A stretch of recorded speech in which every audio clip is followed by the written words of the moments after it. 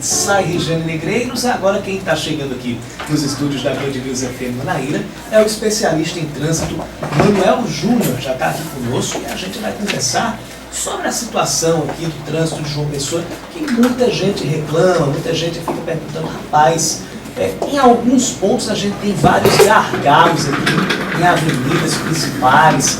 Tem gente até que diz que avenidas como a principal dos bancários não teriam estrutura para serem avenidas principais aqui dentro de João Pessoa. Manuel Júnior, seja bem-vindo à Band News FM Manaíra. Primeiro de tudo, para esses gargalos, que diagnóstico a gente pode fazer? Bom dia, Yuri, bom dia, Regiane. Para nós é uma satisfação imensa estar participando aqui do programa Jornal Band News FM Manaíra, primeira edição, e tratando sobre tema tão relevante, né? Eu vou dizer para você inicialmente o seguinte, né? Para a gente falar a questão da mobilidade, é preciso que se pense inicialmente, você imagina uma situação, né? Vamos dizer, imagine se você às 6 horas da noite, no centro de João Pessoa, no intuito de se deslocar para Valentina.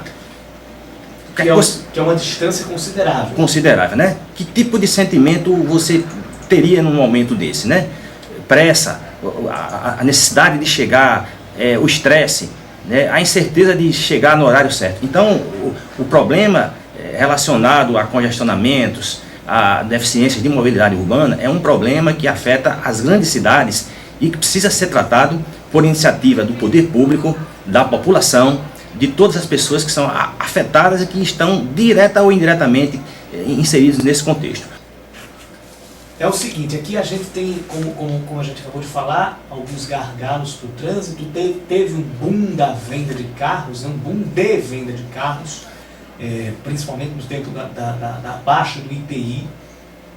E o senhor acha que com esse boom, essa explosão de venda de carros, a cidade, pelo menos em termos de malhas viárias, acompanhou o crescimento da frota de veículos aqui?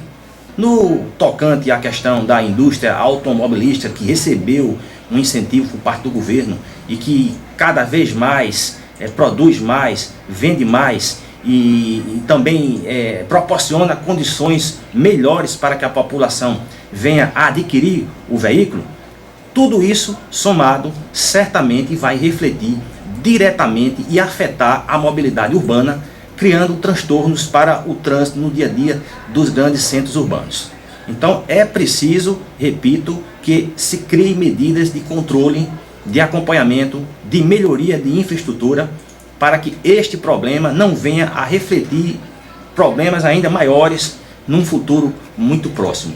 A gente olha aqui para os corredores do centro da cidade, e aí muitos deles ainda são tão estreitos quanto no tempo da fundação de João Pessoa. Uma vez, Manuel, eu ouvi de uma pessoa o seguinte: não, João Pessoa é uma cidade projetada para charrete. E aí tendo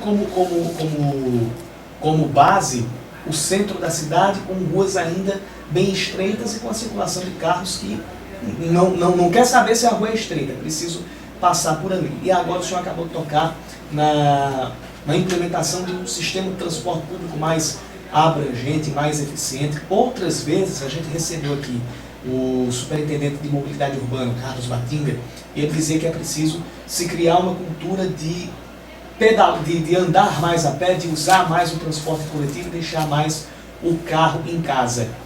Essa cultura realmente existe? Você concorda com esse posicionamento? Você acha que realmente as pessoas estão se desacostumando por comodismo, por posse mesmo, até por status, a ter o seu carro para poder escapar de um transporte público?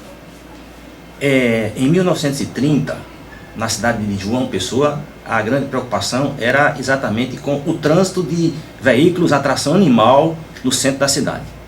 A cidade cresceu, o trânsito se multiplicou, a quantidade de vias aumentou e hoje o automóvel ele é uma realidade da nossa vida. O automóvel foi um convidado que apareceu e que furou a fila e que veio e ficou e se expandiu cada vez mais. E cada vez mais cresce a quantidade de veículos em circulação.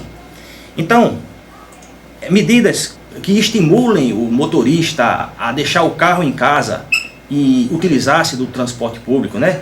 Medidas que estimulem o motorista a deixar o carro em casa e ir para o trabalho de bicicleta, né? Medidas que favoreçam a criação de corredores exclusivos para o transporte coletivo de passageiros, ampliação da malha viária na cidade de João Pessoa, o transporte solidário, né? Dê carona ao seu vizinho, ao seu irmão, ao seu familiar, ao seu filho. Leve 3, 4 crianças para a escola, não leve só uma, né? Leve também os vizinhos, os parentes.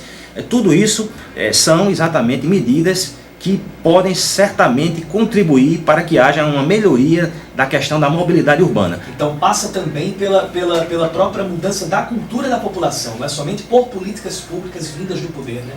Perfeitamente, né? A mobilidade urbana ela é necessária para que tenhamos uma melhor qualidade de vida, né? E os problemas relacionados, por exemplo, com congestionamento. Congestionamento é o câncer que se alastra hoje nas grandes cidades. O congestionamento é uma doença do trânsito que, se eu fizesse um comparativo com o corpo humano, né? É uma doença das artérias. Uma doença que afeta a todos, ao contrário de uma doença que afeta apenas uma quantidade da parcela da população. Então nós precisamos tratar essa doença, porque senão ela vai realmente nos levar ao colapso e à morte. Permita-me só fazer, eu diria que a correlação melhor, ainda teria uma correlação melhor, na verdade não seria nem o câncer, seria uma arteriosclerose. Isso, né? Perfeitamente, né? E aí, como você colocou bem, né, a criação de corredores mais amplos, né, corredores expressos, né, um sistema de transporte eficiente, planejado, inteligente, com certeza vai nos proporcionar uma melhor qualidade de mobilidade. Para você ter uma ideia, Yuri, né, uma hora de estudo em uma via bem movimentada num grande centro urbano, vários automóveis passando, transportando uma pessoa, transporta 1.800 pessoas, né, o ônibus transportaria 5.500 passageiros. Ao mesmo intervalo de uma hora, um metrô transportaria 60 mil pessoas. Para você ter uma noção de como o indivíduo que se desloca sozinho dentro de um carro, como ele ocupa um espaço gigantesco dentro de um trânsito de uma grande cidade. Tem pergunta aqui do ouvinte, o José Carlos dos Bancários diz o seguinte, vamos voltar àquele assunto de ligar as 3 ruas à pista que passa por trás da UFPB. Isso para quem iria para a praia desafogaria a via para Pedro II. As 3 ruas, segundo ele, ligam nada a lugar nenhum. Falta fazer uma ponte, por que não fazem? Ele fala de impossível viaduto ali por sobre a mata, perto do HU. E o Jorge, taxista, diz o seguinte, temos uma dificuldade muito grande na Lagoa, porque ele diz assim, fizeram um funil e acham que foi uma maravilha. Será que essas aí já são reclamações de ouvintes quanto ao trânsito afogado em vários pontos aqui de João Pessoa? Perfeito. José Carlos, a sua avaliação, a sua análise aí da questão das 3 ruas do bancário, ela é perfeita, né? Eu estive recentemente em Curitiba e Curitiba opera num sistema exatamente baseado no que você está colocando, né? É um sistema de 3 vias, né? Priorizando o transporte coletivo. Então, ali poderia se utilizar aquela via principal dos bancários, exclusivamente para ônibus, né? As vias paralelas de um lado das 3 ruas e do outro lado também poderiam ser utilizadas em sentido único para levar e trazer o trânsito que vem da região de Valentina, de Mangabeira, com destino ao centro da cidade. No tocante à questão colocada pelo Jorge, a questão da Lagoa, né, eu vou dizer para você também, Jorge, que a Lagoa e o nosso terminal de integração aqui da cidade de João Pessoa tem um problema sério porque centraliza toda a frota de transporte da cidade que passa nesses 2 pontos, né? Então, assim, há de se imaginar e de se pensar um sistema de transporte coletivo que não necessariamente toda a frota tenha que passar naquele ponto ali, né? Aos moldes do que se faz lá em Curitiba, cria-se as linhas expressas destinadas aos ônibus de maior porte, os biarticulados. Esses ônibus seriam em quantidade suficiente para atender e esses ônibus sim fariam o deslocamento Valentina, Centro e outras regiões da cidade, Centro, né? E dentro dos bairros, outras linhas de ônibus atenderiam sem a necessidade dessas linhas se deslocarem para o centro da cidade.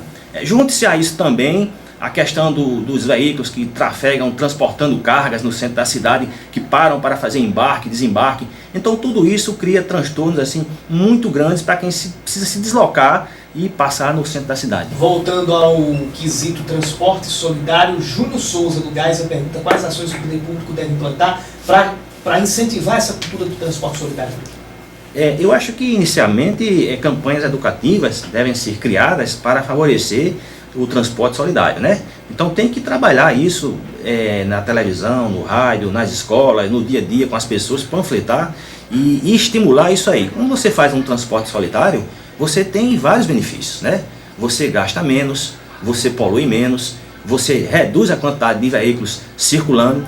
Tudo isso é benefício que você ganha quando você faz um transporte solidário. O poder público precisa criar ações que estimulem a população a comprar essa ideia e a vestir essa camisa. Eu acho que não é muito difícil não, nem é muito caro fazer isso não, né? Basta ter a vontade política de querer fazer. Manuel Júnior, especialista em trânsito, conversando sobre alguns gargalos que temos aqui em João Pessoa. Muito obrigado pela sua participação, obrigado pelos esclarecimentos. Satisfação imensa estar aqui participando junto com vocês desse programa que tem prestado um relevante serviço à sociedade, tratando de temas assim de grande relevância para todos nós.